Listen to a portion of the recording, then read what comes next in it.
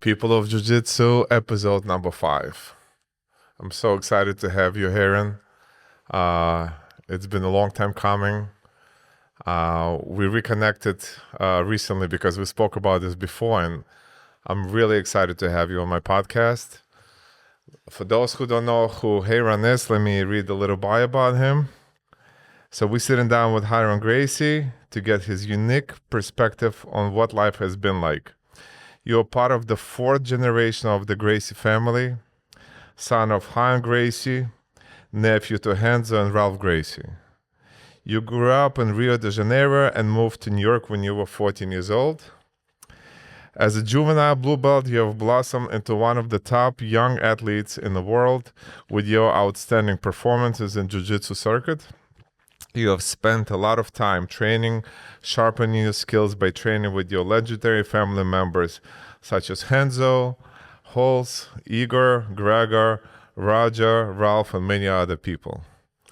Fast forward to 2023, you were promoted to black belt by your cousin Kyra Gracie, and you have also won 4 world championship titles. And the list goes on and on. So I need you as my manager. Well, talk So good let's about talk. everywhere. Listen, I to be here. I don't know what's the first question that should be asked of somebody like yourself, because I'll give a little intro. Even though I did not come in the ranks on the Gracie family, I feel like jiu-jitsu is so intermixed with who came up under who, that eventually the paths did cross. But I know a lot of people who train on the Hanzo. I'm just excited to have you, and I'll allow you to kind of draw that picture of how you came into this world being the son of Ryan Gracie. Yes, it's a big family, huge family. So sometimes I'm walking in the street. It has happened in Brazil, and people stop me and they say, "I'm your cousin." So nowadays I don't know if it's true or not, but it has happened many times. So Carlos and Hélio, they had 30 kids. Hélio had 9, and Carlos had 21. So imagine, this Christmas at home, all these people in geese. They used to think, the neighbors used to think it was a mental hospital because they used to hang the geese on the Christmas tree. No, on the outside. So they used to think to dry it up. was the when you put a crazy people wrapped up with this, right, with that shirt. They used to think that was it, So Carlos realized the potential that Jiu-Jitsu had, and he said, look, let's make this family as big as we can and put Jiu-Jitsu in every corner in the world. And he did it. So 30 kids, everywhere you go, there's a Gracie somewhere, and it starts to grow and grow and grow. Carlos, one of those 21 kids was Hobson. That's my grandfather. Hobson had 12, if I'm not mistaken, 12 kids. So out of those 30, each one had at least, the one that had the least was 6. My family's trying to get me to have kids now. They're saying I don't have any kids. I'm 23. Yeah, give it a few years. Yeah, but they said, man, what are you waiting for? It's waited too long. You should have 8 kids by now. And then Hobson had Hanzo, my dad, Ralph, and Flavia, from my grandmother's marriage. And here I am, 4th generation. First class, they thought this year is going to be 100 years from when Carlos taught the first jiu-jitsu class in 1925. So it's a special year for all of us. Unbelievable. You feel like you have any pressure carrying your Gracie name? Yes. Oh, hell yeah. I remember I was a kid, and the pressure never came. It's funny because it never came from my family. It's not something that has to be said, Mm-hmm. Because if you're born into a family of doctors and you walk around the house and there's, achievements everywhere and everybody is a renowned doctor, nobody has to tell you, oh, you have to be a doctor. It's just something that's in the air, right? And I remember when I was a kid, I used to train with Josué Destaque in a place in Rio where Jacaré trained. Jacaré is was the UFC champion. And I don't know if he got a shot, but he was, legend in the UFC. He was also a legend in Jiu-Jitsu, right? this guy feared by everyone, Yeah. Anderson Silva. I'm sure most of you know who Yeah. Anderson is, right? UFC champ, was I don't know how many years undefeated, and all these kind of guys in an MMA session, and here I am, this chubby kid, I don't know, 12 years old, and I used to go train with them, you know. And I remember I was training. I'll never forget this in my life, and that's when I really realized the pressure that I had on me. Was that this guy comes in, random dude, comes up to me and goes, "Hey, are you Ryan, son?" I'm like, "Yeah, I am." "Oh, nice. In a few years, you're gonna be beating up Anderson Silva." Mm. And I said, "Whoa." For a kid, I'm like, "What the hell is going on?" So then I realized that my friends weren't getting this treatment. So then I started to understand the pressure of having to perform with the standards of a Gracie. It was early on. Mm-hmm. How old were you when your father passed away? I was 6. It was 1 week after my 6th birthday. Mm-hmm. But it's fun because I have a lot of memories. Usually, most people don't remember most memories when they're 6, 5, or even before. I have so many memories, so many. So it's great that I can think back and think of the good stuff. Good. But who took over raising you at that point? I was very lucky that when my dad passed, usually people see it as a bad thing, but I see it. I have no other option to see it as a good thing because I got so much more love from the rest of the family that I don't think I would have got that much love if nothing had happened. Yeah. And my grandma, the favorite. Hansel gets pissed when I say this, but I'm by far the favorite of my grandma.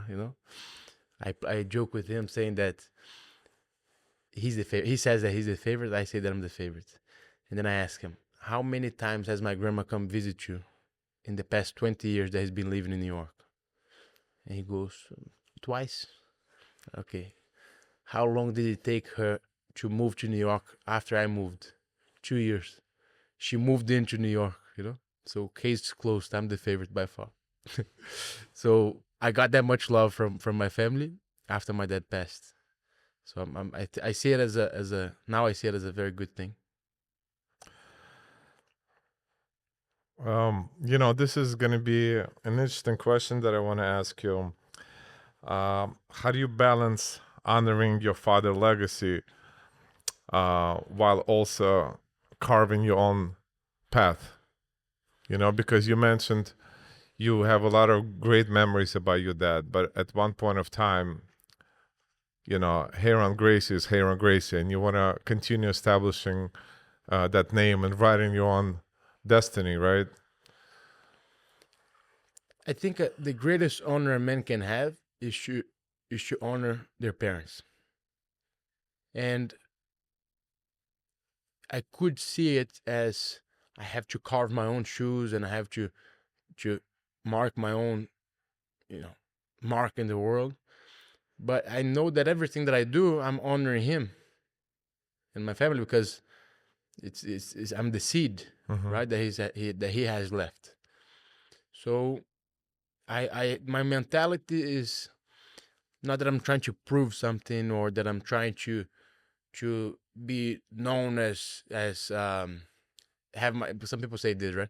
I want to be known as, I want my dad to be known as my dad and not the other way around. There's no such thing, It's whatever we add to the world, it's gonna be good for both of us, Yeah, people definitely know you for who you are, right? Outside of the name. I was, mentioning to a couple of people that I'm meeting today with you, and the excitement on people's face and the way they express their happiness, that eventually they're going to hear you talk and see your smiling face again is tremendous. I'm glad. So, I kind of we all do our own homework, and we connect with people who we want to connect to based on who they are in this life, right? We cannot be always responsible for parents, family members' upbringing, or what our friends, Yes. Family do or don't do, right? We have to, and this is in a good way I'm talking, obviously. Of course, You know, we need to kind of make sure that we're on our own path and creating memories for ourselves, more importantly, right? Yes. I always look at my family and I see the good and the bad, and I try to keep the good. People that have smaller families, they have examples that are near them, but sometimes it doesn't. There's not a very diverse spectrum of issues and of good as well. So you look at my family and you see people as Renzo, who is the most generous person I have ever met in my life, my uncle, right? And then you see other members and they have also great qualities, courage, and you know, all these great virtues. And at the same time, there are people that, as in all families, they have very good, very bad issues, or how do you say, defects, or defects. Well, it just this is the way I would translate. Defects. They just have different personalities, right? You know, defects. I think it fits perfectly. And so you watch this, and you have to stand back. And you said it, not me. All right. Defects. Council, people of Jiu-Jitsu. But you have to step back and look at it without that filter of, it's my family, everything is right. You know, they can make mistakes. And then when you have that realness, looking at issues without that family filter on, you can then really evolve, because you can take the good stuff and see the bad and put it aside. You know? Beautifully said. So we'll get back to philosophy of jiu-jitsu and everything behind it for sure. But let's go ahead and dive into your competition years, juvenile, you know, maybe, you know, even prior to that. How did that all start?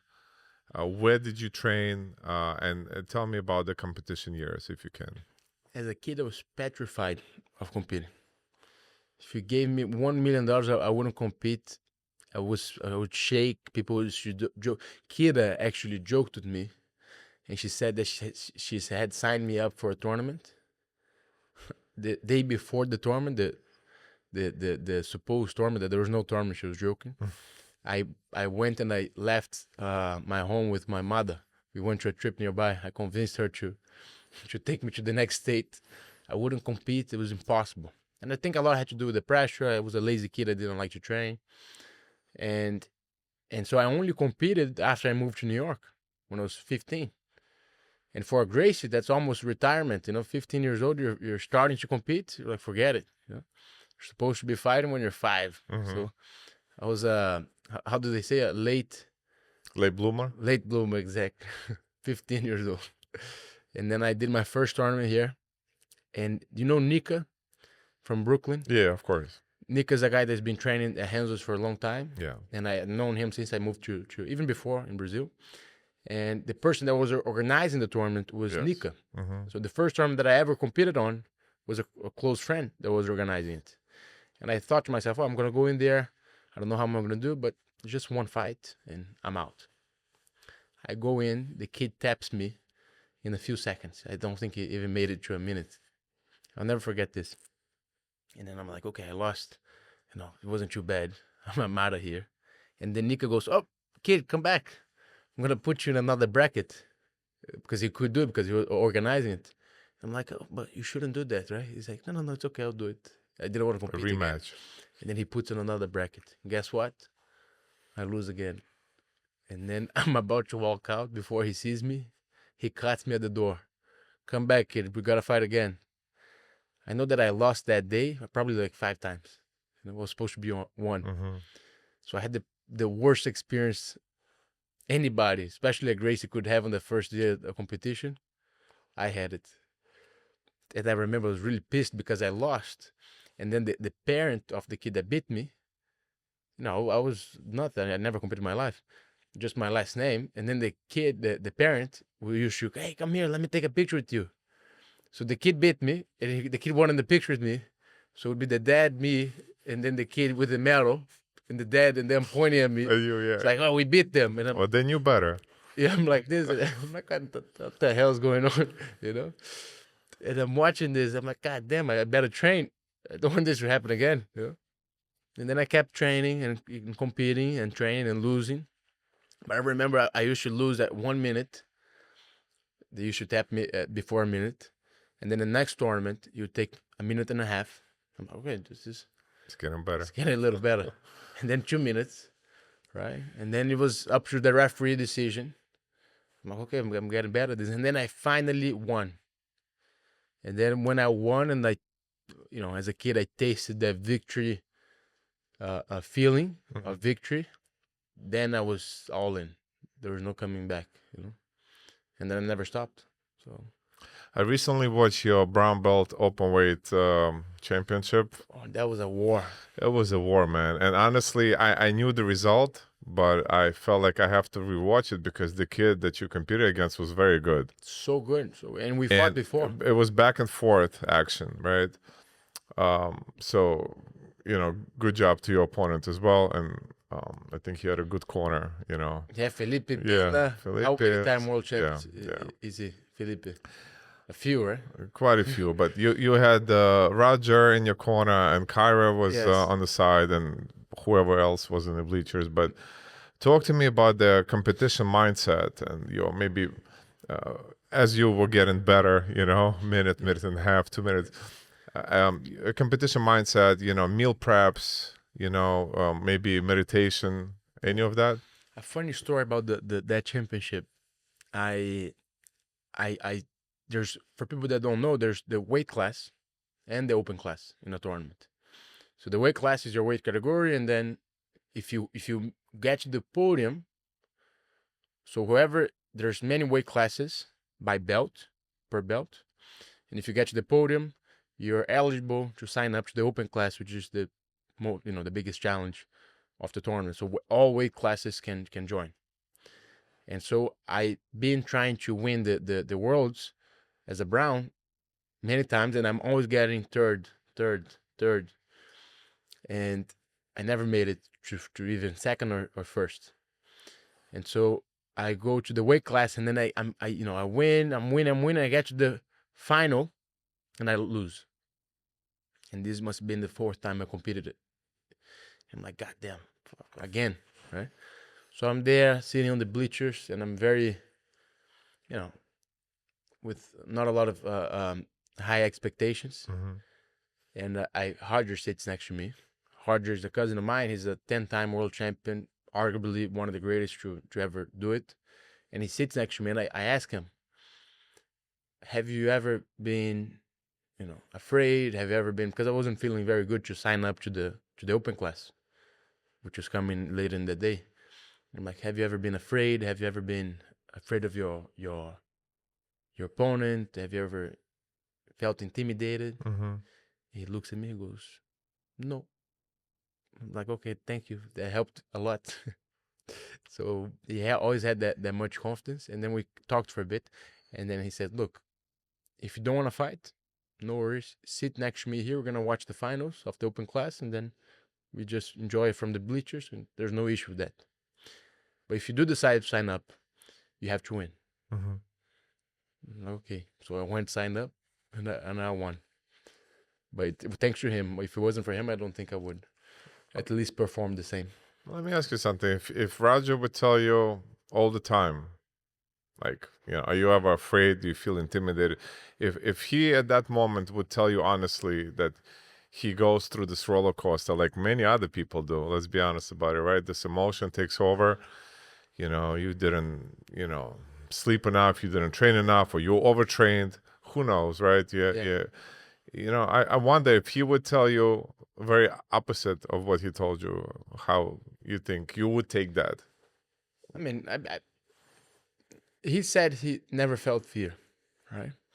And the real answer I'm going to give you is I prefer that answer, because there's something very powerful. Even if he did feel fear, there's something very powerful about heroes. This guy doesn't feel fear. This guy, and then when you look up to that and you aim on that direction, you at least get a bit further than you would if it was other way, right? So I'm glad that he said that. I don't know if he lied or not, but It worked. It worked. Well, you know how they say hard work and dedication starts from the moment you wake up. Yes, And definitely. perhaps for you, it's since you were born. Woke up to this life. People ask me, how long have you been training? I say 23 years. How old are you? 23. You know? Beautiful. So, we were talking off camera about Kyra and what she's been doing with her project. Can you elaborate more on that? And I know you have something that's brewing too that you want to mention to the world out there. So, Yes. can you go into details? Yes. Now I'm looking away from competition. I have competed for the past 10 years, and I believe that competition is a very small facet of jiu-jitsu, and we sometimes, unfortunately, we kind of hold jiu-jitsu down when you're only caring about competition. And I have realized that there's a lot more to life. It took me a long time to realize that there's a lot more to life than competing, right? And I think that we can all offer more to jiu-jitsu and to the world in a bigger picture than medals. I think there's way more to it than medals. Mm-hmm. And the competition pretty much is medals.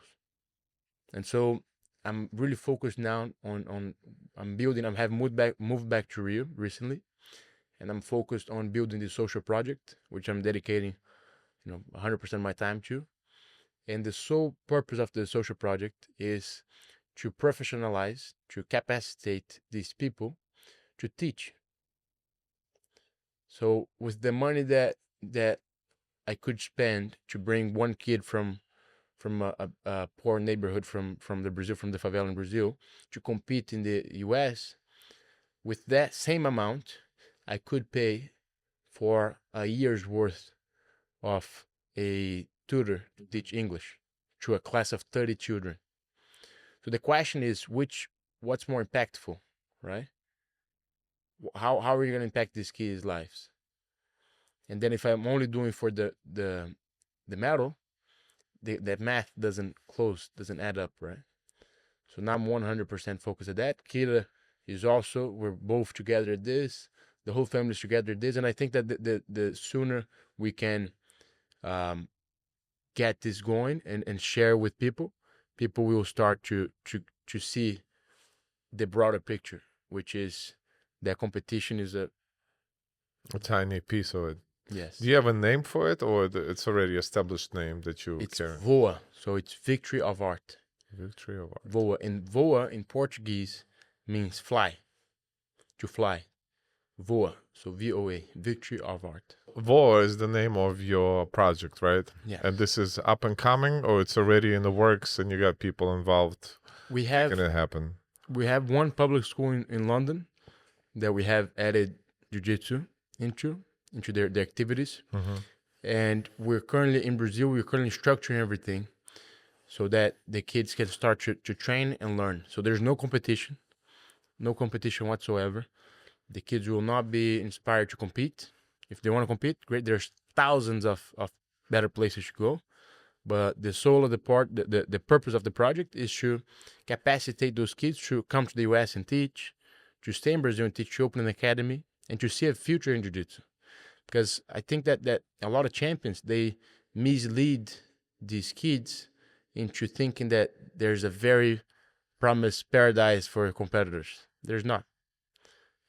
There's a great champion who won the absolute open class in black belt, and he said it. It was after he won, he was still doing food deliveries. Mm-hmm. After he won the most prestigious championship in jiu-jitsu, gi at least, right? And he was delivering meals. So nothing against delivering meals, but supposedly if you win the peak, of your sport championship scenario, you should at least, be able to live off solely on that. And if you look at, even broader, if you look at all the champions, there's very little people that live off seminars, traveling, teaching seminars. If I were to guess, I would say you wouldn't pass from 30 people, maybe, in all of jiu-jitsu. It's very little. And all of the champions, they teach. Everyone teaches. Look at Hodger. Hodger lives off nowadays. He won 10-time. He's a 10-time world champion. He lives off his academy. He owns an academy teaching, right? Cyborg has an academy. Tynan has an academy. Everybody teaches, right?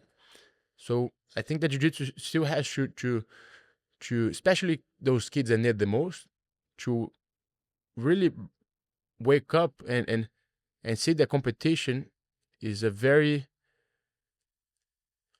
it's not a very pleasant path to go towards, and it doesn't lead, eventually you're going to have to teach. Eventually, you said the word eventually. I was going to kind of, give my take on it, because I totally agree with you, and I see the way your mind's been shaping right in this direction. But I also feel like you're at the point where you have also achieved some big titles, right? You put yourself out there. Haja, you mentioned, right? 10-time world champion. I'm not going to say take away those titles. I'm going to say take away that experience on the mat, win or lose. I also feel like without that experience, without the hardship, it would be perhaps difficult for you right now to even brainstorm or how to make this project, appear alive and keep it, going, or get a jump start on it. So I think, as much as I agree, especially for young kids, it might not be necessary or must, like you say, to jump straight into competition and chase the medals. It's like you will allow them to make their own decision what they want to do, perhaps. Yes, and I didn't used to think that way. But for me to compete, for example, right? I'm very lucky to be born into the Gracie family. I can train every single day, and I can only worry about training. If I want to, I can train every single day, fully prepare, get the best trainers in the world, go to the best academies, get the best physical therapy, and get the best, probably one of the best treatments that a jiu-jitsu athlete can have, right? And I'm lucky that I can have that, right? But that's because the cards that I've been dealt. So then I have these cards, and I have discipline, and then I go to a tournament, and I fight a kid from the favela that sometimes doesn't have food at home, has to work to provide food. Is that greatness for me to beat that kid? I don't think that's greatness. And people look at the podium and they see the champ, right? So when both have disciplines, I think it's just a matter of the cards that they've been dealt. Because some kids can train, some kids, they have to work. They don't have access to good technique. They get hurt. So, of course, yes, competition has gave me a lot of resources and tools, but I don't think it is a necessary path that one must go through to see that. I have, but if I'm a young competitor looking up to you, which I'm sure there's a lot of those younger teenagers, especially, right, looking at you being 23 years old, world champion, take away the name, just simply put in the work. You are who you are, and they looking up to you, and they want to maybe follow your, at least the jiu-jitsu competition path. What advice can you give them right now? So I'll tell them this story. There's a guy I went to teach a seminar at his school, and he told me this story, and I'll never forget it. I think it's a very powerful one. He teaches. He has a school I think in Boston, and he's teaching. And this kid comes up to the class, and he has huge nails. The kid hasn't cut his nails, right? And the mother or whatever. So he calls the kid. The kid comes in, and he said, "Oh, let me cut your nails." The kid, yeah, gives his hand, cuts it, all fine, good, and he goes to train. After the class, the kid goes back to the mother who's waiting outside, and she sees the kid's nails, and she begins to cry, like a lot. They're emotional. And the guy, the Brazilian guy, he's like, "God damn, I messed up. I should have cut the kid's nails. I don't know how things in the US is, it's different." So he's like looking at this. The mother is very emotional. She's crying. She's like, God damn, I should have cut the nails. So he goes up to the mother to apologize for cutting the kid's nails. And she goes, no. You didn't do anything wrong. And she explains why she was crying. The kid had autism, and the kid had never, ever allowed the mother to cut his nails. Ever. The mother had to wait when she tried to cut. She had to wait until the kid went to sleep, come in, cut one nail, wait half an hour, the kid would freak out, let them sleep, cut another. And in Jiu-Jitsu, the professor came, called the kid, and the kid was like, oh, whatever, boom, done. You know? And the guy realized that meant more than any title. And even ever more importantly, that kid wouldn't win a tournament. So the question is, what fight do you want to fight? What's more important? What matters more? Getting a medal and, okay, great, I'm a champ, I'm better than you. Or getting that person to be better in other ways and giving them what you have. And so I think that's what I will tell that kid, that there's more to life than competition. And you can only be great at so many things. And I think that competition is not a very important one. This is me yesterday coming home, and my daughter telling me right before she opened the door, she's like, Dad, don't freak out. I know how much you love it. And I knew she's talking about her hair. Yeah. So she trimmed her hair. Very good. And she's like, do you like it? Do you like it? Do you approve it? And, you know, I was upset. She has very long hair. She didn't cut a lot, but yeah. I made it more of a big deal than it is. Yeah. But you know, hair and nails, I get it. It's a very interesting story in the perspective of how life is and what's important to one might be a simple task to somebody else, right? Yeah, exactly. I think it's just looking at it, because people don't sit and reflect. Those kids that go to competition, they rarely spend time sitting and really thinking, is this the right path? Mm-hmm. They just think, oh, it's the most. I heard somebody say this once, and it's true. The most dangerous words, the phrase is, it's always been that way. Right? Throughout history, you always heard this. And competition, the same thing. Oh, kid, go to compete, then you open an academy. Why are you doing it? Oh, it's always been that way. Yeah, we're used to doing it that way, yeah. It doesn't have to. I know you like to do a lot of writing things down, writing in general. Yes. I watched a documentary about you. Remind me the name of it? Letters to My Father. Letters to Your Dad, yeah, to your father. Very well put together. You know, to give her credit to the people who even came up with the idea, to give a lot of credit to you to sound it out, read your letters to your dad, write them, by the way, very neatly. You have very good handwriting. Thank you. What was going through your head, and like just reading them out, you know, it makes any person, jiu-jitsu or not, to kind of feel very good about what you say and what you're doing, because you're very sincere, as you should be. Yes. So can you talk about that particular, you know, firstly, every time I talk about this, I have to thank this guy, Alan Alcantara, who's the guy that made it possible. Mm-hmm. The magician, you know. It was a one-man crew. Can you believe that whole thing was one man? Just like this.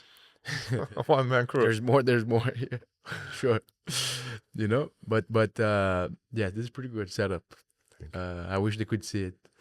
But so Alan Alcantara, yeah. He made the whole thing, you know, on his own, and we were supposedly to do another project. And the moment I mentioned the letters, he was like, no, we have to do this. And he's a very, very talented, hardworking cinematographer, and he makes things.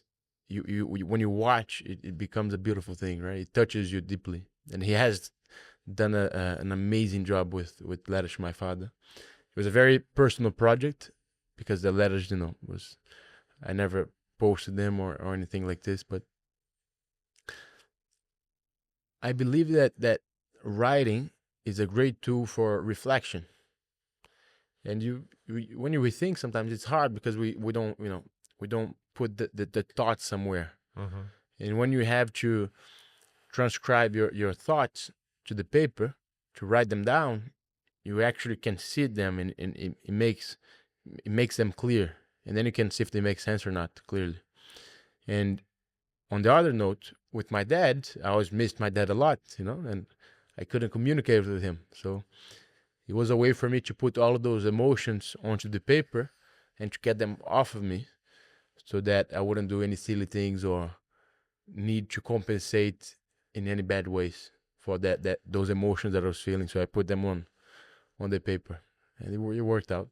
Guys, if you never watched the cinematography, Letters to My Father, I watched it a few days ago. I rewatched it. I've seen it before when it first came out, but there's moments where Rayron is talking, as he's reading his letters, he's saying, Dad, today I did my first class, and it's almost the way he makes himself sound. It's almost like he is that little kid again. Like he's a little kid, and then Dad, today I did my first competition, Gonna make us cry here, but goddamn. Listen, let me listen, I have kids,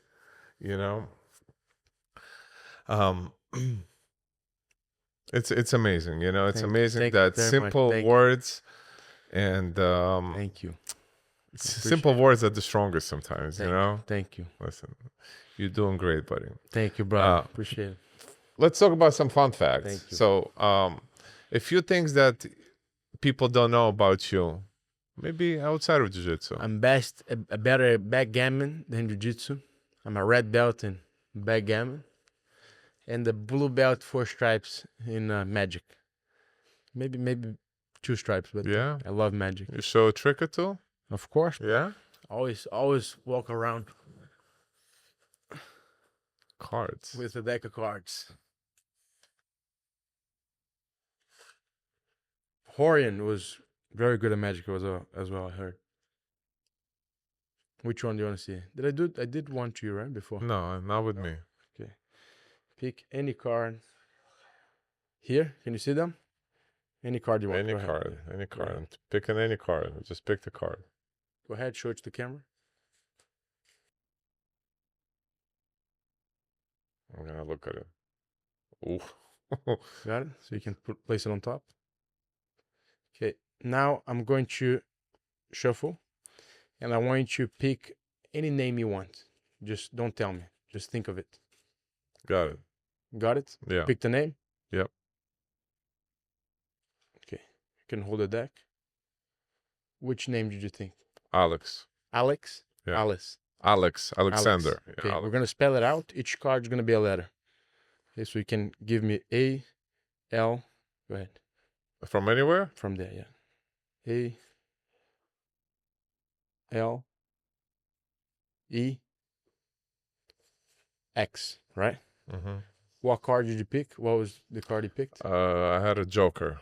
Joker. Yeah. Okay, and in picked a random card. Yeah. Picked a random name while the deck of cards was in your hand, correct? Correct. What's the next card? Ta-da! This is insane. Very good. That one's funny. All of the cards in the deck are jokers. That's how the trick is done. I'm just kidding. Show them it's a regular deck. Go ahead. She's got me figuring things out. No, it's a regular deck. Very good. I thought for a second, maybe you're right. It's not. It's good. This is good. How long have you been practicing this? There's this guy. I'm going to have to tell his name here. His name is Carlos Ramirez. He is one of the most interesting guys I have ever met. He works in finance, and then he's a purple belt in jiu-jitsu, soon to be brown belt. And one time we're in this cafe place near the Hodgers, and he has a deck of cards, and I've been hanging out with this guy for 2 years already, and he's never told me about magic. And all of a sudden he pulls a deck of cards and he does this insane trick. It's like, oh my God. And I'm like, what the hell is this?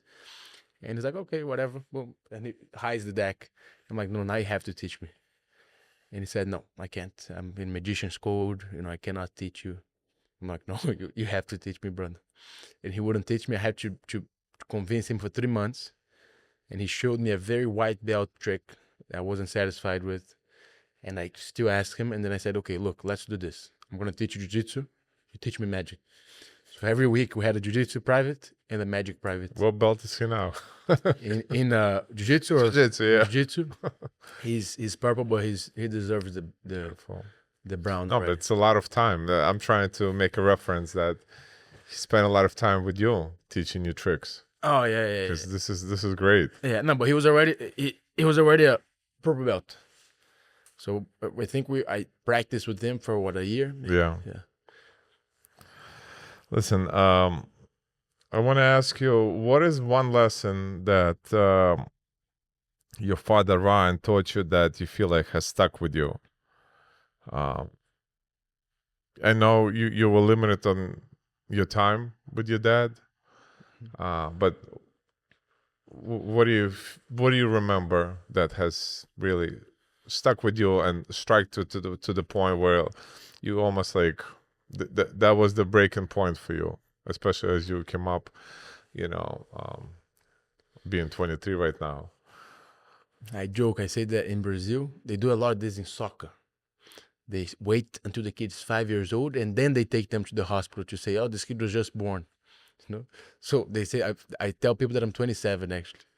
In Brazil, go to the soccer field, and the kid's like, I'm 12, and the kid has a full set of beard. So they did this to me. They do this to all Gracies. Everybody's 5 years old. But about my dad, I when he was a kid, him and Hanzo, they were walking. Hanzo has told the story many times. And they were walking in the street, and then they were young kids. And this psychic in Brazil, like gypsy, dressed, and she grabs them both by the wrist, and she goes, "You are gonna die at 44." Some age to Hanzo. She turns to my dad and goes, "You are gonna die at 33." She goes back to Hanzo and goes, "You will have the chance to change your fate, but you won't," to my dad. And Hanzo is 50 what now? 56? 7? Can't say too old, otherwise he'll be pissed at me. And my dad passed at 33. And so I think that my dad's life was very intense. And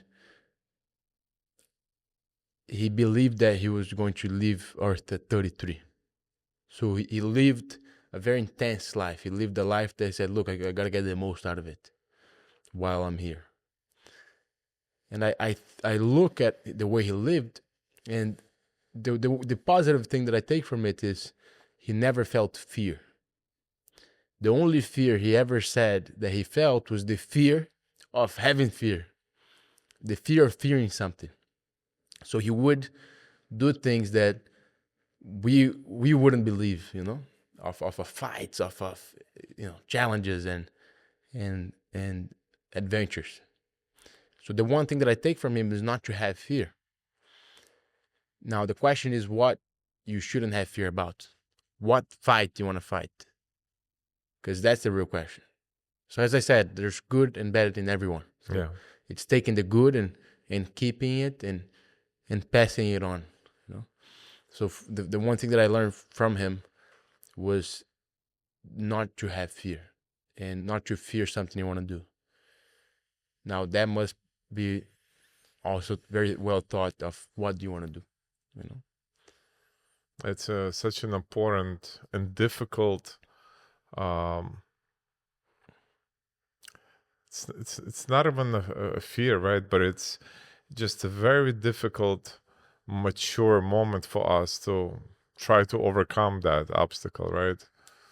Because everybody deal with something in this life, difficulties with paying rent, difficulties with paying for jiu-jitsu classes, difficulties with rehabbing a recent injury, difficulties in the families, kids upbringing, not having kids, health, you name it, right? there's fear in every corner. Yes. And nobody but us is gonna have to go through that moment one time. Yes. Or more than once in our life. We close our eyes and we pray to God to wake up the next day, and we should feel blessed for sure. Definitely. One thing that has shifted the way I look at life and fears as well is that I became a very spiritual person. So there's this I don't want to say I can say religion or doctrine or in Brazil, which is called Spiritism. People can look it up afterwards, and it's all about charity and love, and they believe in reincarnation, and they believe that life doesn't end here, and it goes on. And now there's a scientist proving that there's consciousness survives death. There's many scientific clinical studies being done to prove that finally. And I think that when you look at life from the eyes of, earthly eyes, just from here, everything is very, an issue becomes a tragedy. You know what I mean? A death of a father becomes, oh my God, I'm gonna, But then when you look from there's life, we doesn't end here. This becomes just a trip. We're coming here, There's a story that I love. It was from a monk somewhere, those stories. And an interviewer comes to see this monk. And the interviewer comes to see this monk, and the monk, he walks into the guy's apartment, the house, and there's nothing. There's no one mobilia, right? Like one furniture. And the guy goes, "Well, where's your stuff?" And he goes, "No, I'm just passing by." And the monk goes to the guy, to the interviewer, who was clearing a trip. He goes, "Where's your stuff?"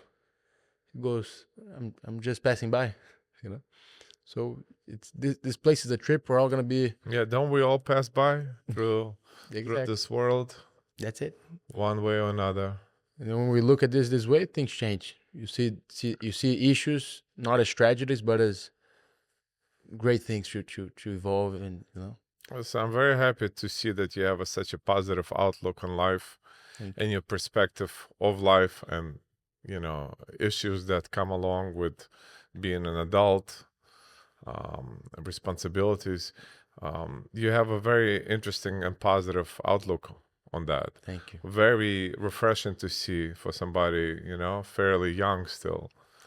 And it's almost, like it's very admirable, and appreciate it. I know. Listen, I like to, point it out, especially positive things, and give credit to people when they deserve it. So you definitely deserve that, and I would love to learn more on this outlook on life, because it gets hard. Rough. People that are listening now, they know what they all go through, and it's good to see this look, right? Like, just this shall pass too, right? That's the phrase. Yes. That's the saying. And thank you. But what will not pass? This knowledge that you and all of us could give to each other, and learn from it. Yes. Perhaps not to make the mistakes and work around it. I think that in life, the last thing, when I'm on my deathbed and I'm about to, get on the trip, the last thing I'll think of is how many titles I got or how much money I made. It's 100%. I have a guess. It's going to be how many people I helped. This is the only thing. We may regret where we parked our car, which car we have, where we live, the partner we pick, but you'll never ever regret helping somebody, right? When you help someone, is the most satisfying thing you ever have. Yeah. I taught a class in a social project in Brazil, and the guy invited me. I'm like, okay, of course, I'll go. Boom. So I taught the class, and then in the end, we got all the kids together, and I was able to. They were getting together for a picture, and I looked at their faces, and I see all of their smiles, right? and they're like laughing, and they're, you know, kids from rough, you know, talk about rough. These kids know what rough is, you know. And I look at their smiles, and that I see that like this is way worth more than 10-time world champion, than any titles, than getting a bonus. Or this is it. This thing, I'm keeping it. Wherever I'm going to, this that I just experienced, this feeling of gratitude and this touching those souls, and you know, this I'm keeping it. I don't know, but I'm guessing that's you know, I'm keeping on my inside of me to wherever I'm going. The money, the stuff that stays. You know? So you are a keeper, my friend. Talking about keeper, no, it's great. The fact that you see it that way, and you're willing, generally, to help people, kids. Thank you. It's an amazing quality. Nobody could take that away from you. Sure. I was gonna allow you to maybe glance at the wall. We have some people that you might know. Of course. Obviously, we always put up and coming. Xande there. Yeah. Robert Drysdale, Cobrinha, everybody here. Yeah, there's a bunch of people who train at Hanzo's, various locations. Yeah, there's a lot. I used to have a lot of pimples. She took care of my pimples. She cleaned. She was responsible for this handsome face you guys see on the screen. But yeah, I'm happy. I would love to get everybody to tell their story one day. Yeah. Just gotta find enough time in the day to sit down and talk. Yeah. Stories are very powerful. Stories, when you look at history, it's what changed the world. You know, it's good stories that pass and shape the way we see the world. So congrats to you to making this happen, and you know, telling powerful stories, because I think it's a very meaningful, especially nowadays that people can't watch a 15-second reel, right? Yeah. They, you know, telling somebody's life and telling that they're sharing their outlook in life. It's a very meaningful content. Yeah, I think content is very it's a word that could be spread on thin ice widely, because what's content to one is not really necessary or important to another person, you know. Yes. And this is not me opening something that's unknown to people, but a lot of these reels are made literally just like that, and you say exactly what you kind of plan to say. Yes. I'm in the business of being very organic and natural, and so are you, it seems to be. So that's why this podcast is going to be... It's all acting, guys. The script is right behind the camera. Yeah, there's large 2 screens, and we're reading... There's a, how do you say, prompter? Yeah, prompter. Prompter right underneath. Yeah, well, it's one is right behind you, and one is right there. Yeah, exactly, yeah.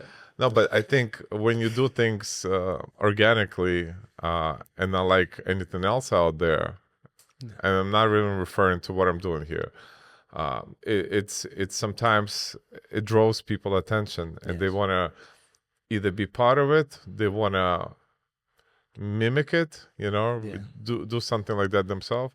So I try to have that platform that already existed from the photography side of it, to let people talk even more. And you know, like I told you before the podcast, let's talk like people don't know who you are. Yes. You know, where there's plenty of people who don't know who we are. No matter who we are in this life. Of course. I'm sure there's going to be some people who are going to say, all right, how do you pronounce the name? R as an H? R as an H. Portuguese. In Brazil, the R, when it comes in the beginning, sounds like an H. So Rayron, Renzo, Ralph, Rickson, Royce. No? What a crazy bunch of people. God damn. Only R's. Carlos said only C, K, and R's. He said it was the strong name. He said when you're going to fight, he said that he played a big role. The name being, you know, unique. I never met anybody else called Rickson. So it makes a very unique individual. Have you ever trained with Rickson? Yes. Yeah. I was just there 2 weeks ago. I mean, he has a powerful life story, you know. with his fighting, the way he dealt with his son passing, right? So he has many lessons, and I love that he's able to physically demonstrate the lesson. This is very, very unique, very hard to do. Something that we're talking about, he demonstrates this physically, and then he does an exercise where he can, you show it. Talking about the breathing, about how to do with life. For example, I was asking him what should I teach those kids? How can I assist those kids to deal with their life and be more confident? And then he put me against the wall, and he put my hands like this, right? And then he would drive his hand towards my chest, and he's trying to touch my chest, my heart. And he used to say, "Oh, you're an idiot." And then he said, "Turn." And then as he was about to touch me, he used to deflect the how do I say it? The golpes, the hits, right? You're an idiot. You're not worth it. You're never gonna make it, blah, blah, or you're not intelligent. And then you start to deflect. And then when you put it physically, and you can see, these things. Well, what do you allow to? What do you accept? And then you choose what you accept, exactly. But it's sometimes we grasp it, but when you see it physically and you do it, it's even more clear. So he has a talent at making you see something, a lesson, an experience, a teaching, physicality, in actually do it. Physical mental exercise, you do it physically, which is very nice. I really admire that. I recently did a kind of getaway camp. It was called Awakening the Warrior by my old school buddy Rom Za. Anybody who knows Rom or wants to check him out, he's in Boise, Idaho, and I really had a lot of fun. Connected with him once again. He's a black belt, phenomenal coach, mentals, coach, and really good jiu-jitsu athlete. But simple tasks that I would never think about as far as breathing techniques. Yes. He taught us how to kind of walk the wall with different points of your back of your body, right? The front of your body, you touch the forehead and chin, chest, belly, hips, knees.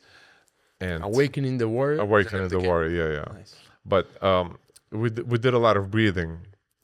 And you were talking about, Rickson's breathing, and it's amazing, right? What's sometimes simple tasks that you almost like never even try, or what's seen on TV is not always gonna work for you or not. It actually, so what I've seen him post sometimes, or other people post, not that I took it lightly, I just realized that my potential grew so much more when I did it myself. Yeah. So I'm glad I did that. Rom, thank you so much, buddy. And I'm hoping to have him one day in New York, to get him on the podcast. I'm gonna meet this guy. Yeah, I'll connect you guys. He's really good people. It's funny with breathing, right? It's the only thing we do 24 hours. The only thing we never stop doing. And we don't think much of it. We just, okay, whatever. It's always been done that way, so let's breathe this way. The only thing we don't try to improve too much. And I think there's great benefits to breathing. Breathing is everything. Yeah, exactly. We're breathing right now. Yeah, exactly. Listen, let's do a Blitz question. Here we go. That's when we get canceled, right there. Let's go. Trying to add as many more questions as I can. Good. Okay. Start it simple. Coffee or tea? Huh? Coffee or tea? Coffee. Cat or dog? Dog. New York or Brazil? I love New York, but Brazil. One item or a skill to take with you on a deserted island? Deserted island? Yeah, I know you were looking at cards. I don't know. I was about to say cards, but deserted island. How to make a boat? Get out of here. All right, so handyman. Most useful. It has to be the most useful tool. For deserted island, how to make a boat. Favorite jiu-jitsu player of all time? Oof, brother, you're gonna get me in some trouble. God damn. Name a few. A few? You know what? I'll make it easier for you. Let's stick outside of the Gracie family. Is that easier? No. No? No, it is. Yeah, I'll name a few. Modern This is now, modern and modern now active that I really like watching is Adam Wazinski. Adam is the man. Amazing jiu-jitsu. Very old school hook sweeps. I love it. Also Mika's amazing. Tynan, right? There's so many great champs. Johnson. I mean, there's a lot of people. Old school, not within the family. Marcelo Garcia is incredible for what he did in fighting bigger guys. For his size, considering his size, is incredible. He's coming back fighting. Yeah, he did have a comeback recently. Yeah, so amazing. Lucas Lepre is also very technical, amazing. Paddy Pano, very good as well. You should play that awkward guard, right? So there's many great champions, you know. Within the family, you're gonna get them in trouble. But Roger Gregor's fighting now, just won the double gold last week, you know. So there's many great champions. Yeah. And I mean, not from fighting, but something we haven't talked about, but from self-defense, I have to always mention the Valente brothers. I was just there. Yeah, in Miami. What a facility, but what a level of detail to self-defense, you know? The same level that we have detailed and gone in depth for competition techniques, they have done the same for self-defense techniques. So it's amazing to see that level of depth, and they stay very loyal to the This always happens. I ask Blitz questions and we get into details. No. Yeah. So I spend a little time on self-defense in jiu-jitsu. Yes. I think that we all walk into a jiu-jitsu academy wanting to learn self-defense. I personally, I'm sure there are some people, but I have personally never met somebody who joined the gym and the purpose wasn't how to defend themselves, or to either how to defend themselves, lose weight, get more confident, right? I never met anybody that walks in and says, I want to win the world championship, or I want to win the New York Open. So every single person walks into a gym wanting to defend themselves, learn how to defend themselves, and they walk out 6 months later with a cauliflower ear and the NIBE-GGF membership, you know? So they don't fill that gap. And nowadays, there is a huge gap that people haven't realized. People can train for 10 years, and you ask them, how do you know how to block a punch? And they say, I think so. And then you say, do you know what you do when the guy puts a de la rive on your right leg and you're standing? And they said, yeah, you push, you do this, like right on. But you should know how to do that with the punch as well. Because what people don't know is that jiu-jitsu actually has 5 elements. So it's striking, believe it or not, striking, throws, self-defense from surprise attacks. Somebody walk on the street, somebody tries to punch you. It's different than if you're in a duel, we have agreed to fight, that's different. It's surprise attacks, grappling, and most importantly, the philosophy. So my question to jiu-jitsu, in general, jiu-jitsu community, is why are we only teaching one element, which is grappling, right? So the Valente brothers, they work amazingly at those 5. So people are not aware of the gap that exists within jiu-jitsu regarding self-defense. One person can train for years and walk out and not know how to block a punch from side control, not know how to block and sweep a person when they're actually aggressively attacking them. Mm-hmm. They do know what to do if somebody's trained and tries to attack them. But that's 2 different things, because that answer that I'm giving you when we train, it's not the answer I need against a layman, an aggressive person who's attacking me on the street. It's 2 different things.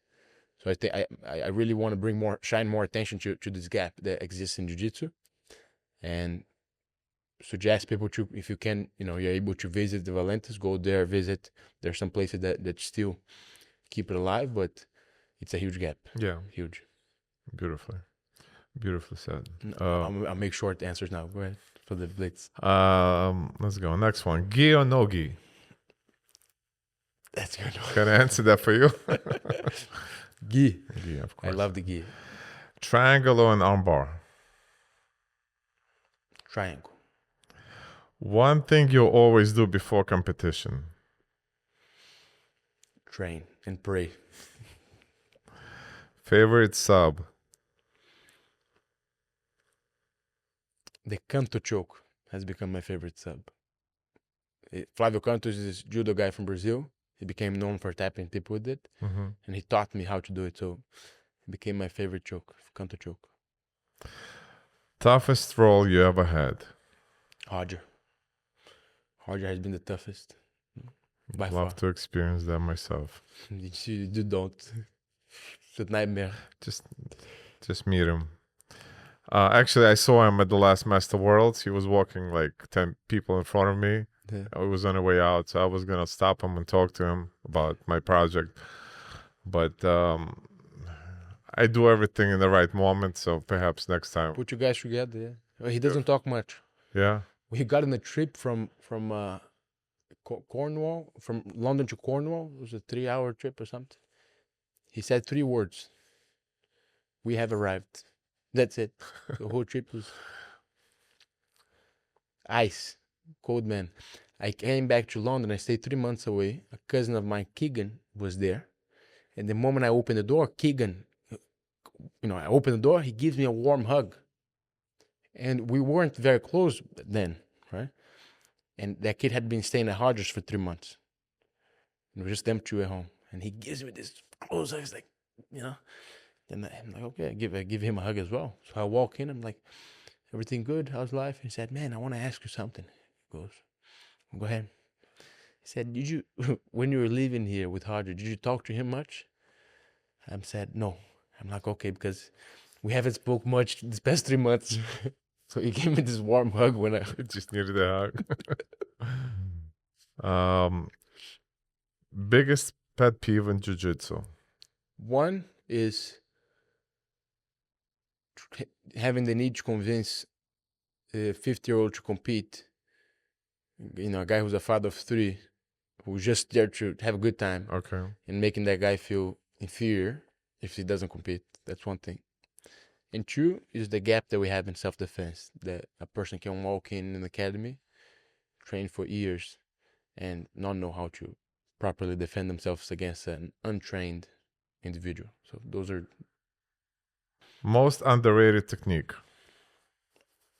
Oof, most underrated. Well, the technique you showed the other day that was showed to you by Haja from side control was amazing. Which one? That one, but we gotta keep a secret. But that one is one of the most underrated techniques, yeah. Mount cross collar from the mount, I think is very underrated.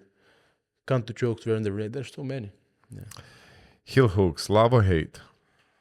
I love. I see it as an armbar. Back in Brazil, it used to be hated upon, but now people, it's a technique, it's a submission, as any other. I like it. In your opinion, who is the best guard player right now? Adam Mozinski. And Mika, I think. Those 2.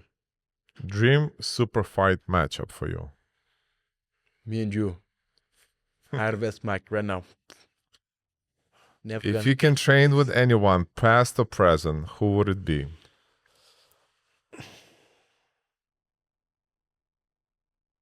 Take your time. Mitsu Maeda, Conde Koma. Will be him. Interesting. Let's pay money for that one. Favorite takedown? Sotogari. Morning or night training? Night. I thought too long here for 7 a.m. I'm traumatized. Night training. Beach or mountains? Beach. One word to describe jiu-jitsu style.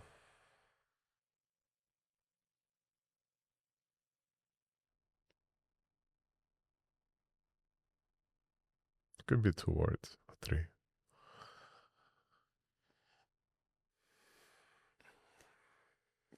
Tenderness.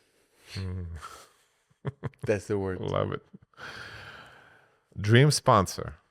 Dream sponsor.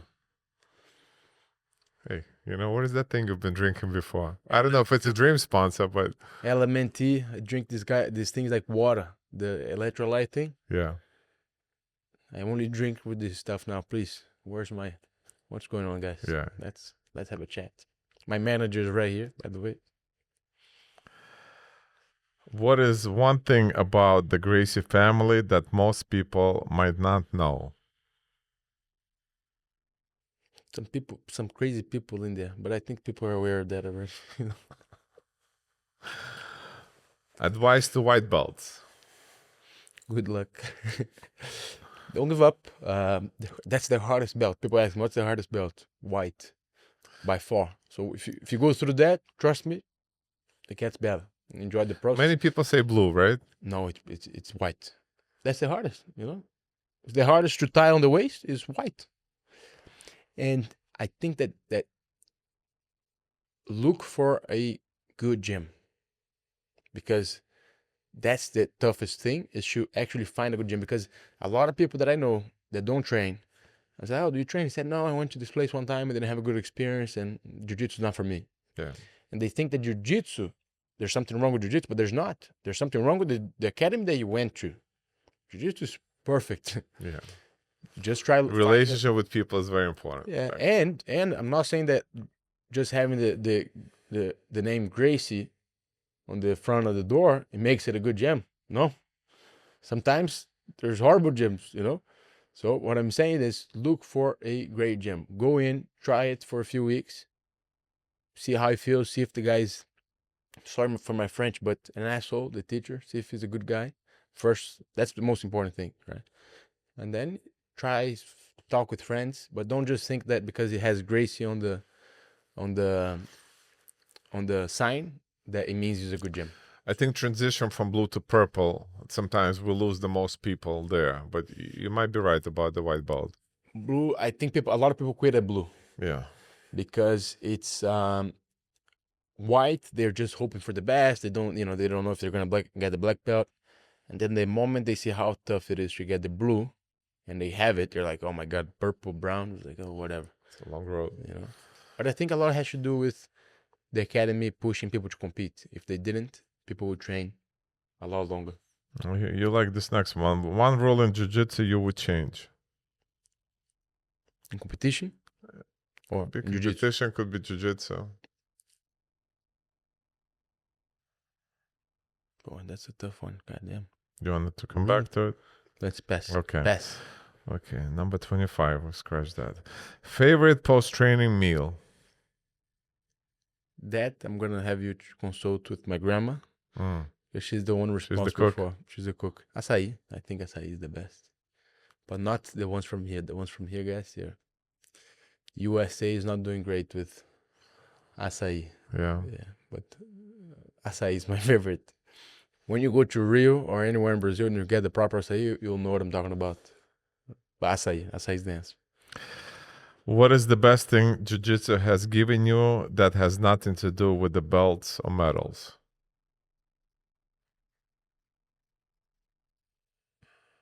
Touching people, touching souls, touching, their inner, giving them confidence, That's, I think, the best thing. It's giving them something that we can't see. Confidence. Tenderness. Tenderness, exactly. Yeah. Ternura. If you could have one superpower to use in jiu-jitsu, what would it be? Not tap. I always say this. If you can't tap, eventually, your chance will come. I say this all the time. If you tap people, if you have the Ryan Gracie level of submission from top mount, but at the first attack you tap, you'll never get the chance to do it. So not tapping. Good point. If you had to start over in life but could not do jiu-jitsu, what would you do instead? Oh, I'm out of here. Take me back. I'm nothing without jiu-jitsu. Jiu-jitsu, I think that has shaped the way that I see the world. Hanzo talks a lot about this, and I don't know. It would have to happen for me to have to really think of it. Weirdest or funniest thing that took place during a class or at a tournament that you have witnessed? The funniest? Or weirdest? Funniest is, or I don't know if it's funny because the guy was crying, but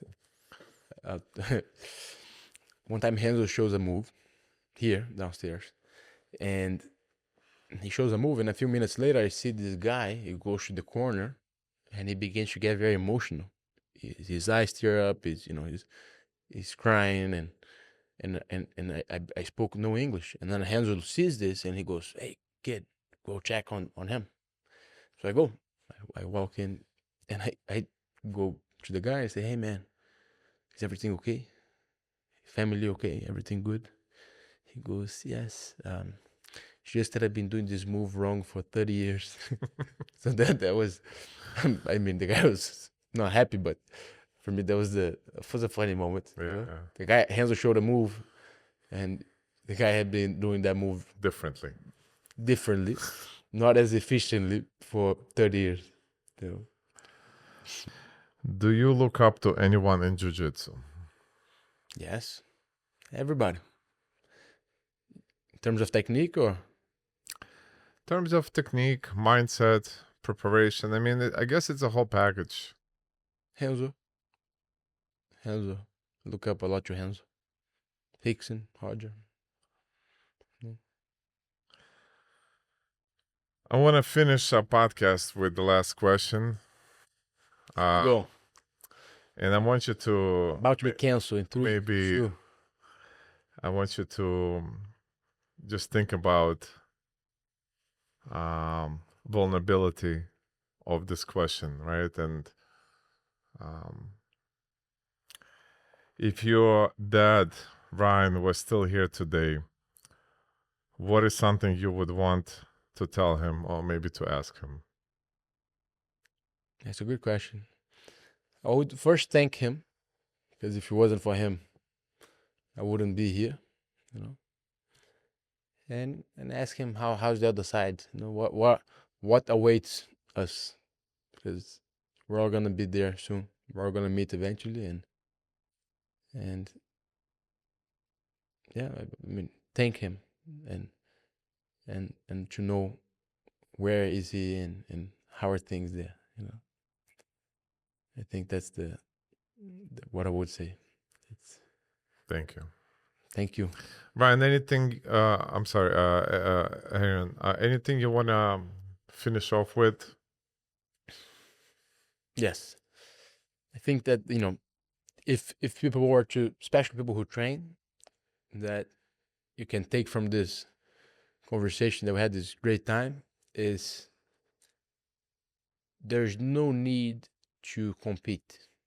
I think that's something that a lot of academies, they say that you have to, and there's no need. Jiu-Jitsu, you can get all the benefits in Jiu-Jitsu, and I didn't used to think like this. I used to think opposite.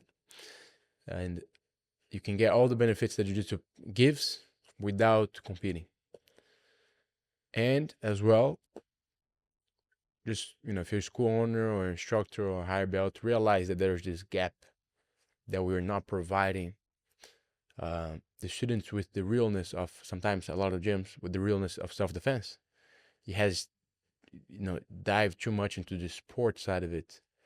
And the only way for you to get somebody to do something, for example, dealing with the De La Riva guard and take it seriously for 10 years is through competition, to make it competitive, so it makes it logical for somebody to do that move for 10 years, right?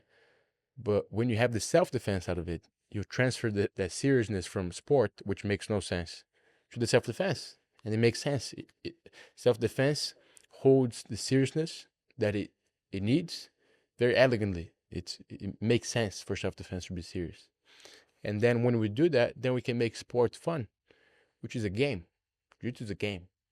Me figuring out how to pass the half guard, and it's a game, it's fun. But I think that we're taking it too seriously, and we're sometimes, unfortunately, holding Jiu-Jitsu down in a lot of ways and taking it away from people that need it the most, which are the people that wouldn't win a tournament, you know? So keep training hard, be kind, and lastly, is the purpose of every skill is to do good with it, you know, because you can be an amazing doctor, but you can use that for horrible, horrible ways with the knowledge that a doctor has. You can do you can have developed any skill, but if it's used for bad, that skill is worthless, right? The opposite, it's causing harm. So every skill that you have, do good with it, you know, because the good is the only thing that we're taking, I think, from here. So be kind, be humble, help others. Yes, you can choke them every once in a while. Strive to be better. Yeah. That's the lesson we learned today from Rayron. It was an awesome, fun, unique time sitting down with you. Thank you for dedicating time out of your day. I'm glad I caught you while you're in New York before you go back to Rio. Yes, and come visit. For sure. On October, we're celebrating the 100th year from when Carlos Gracie taught the first jiu-jitsu class in Rio in 1925. And we're celebrating. The whole family is going to be there, you know. And we're doing a camp as well. 5 days, I'm bringing some students, some friends, and I'm going to open a few spots. Very few, but for people that want to come. Where is it happening? In Rio. In Rio. So we're going to go sightseeing, seeing historical places. And finally, the last day, we're going to have a 1,000 people jiu-jitsu seminar with 30 Gracies, black belts. Nice. You're going to teach. So that's going to be a hell of a treat, you know? Beautiful. So stay tuned. Thank you for the invitation. Till next time. Bring your camera. We're going to take... That's the opportunity to take all of the... Yeah. Right? Bring it. I'll be there. All right, buddy. Good seeing you. Same. Oops. Thank you, guys. Till next time.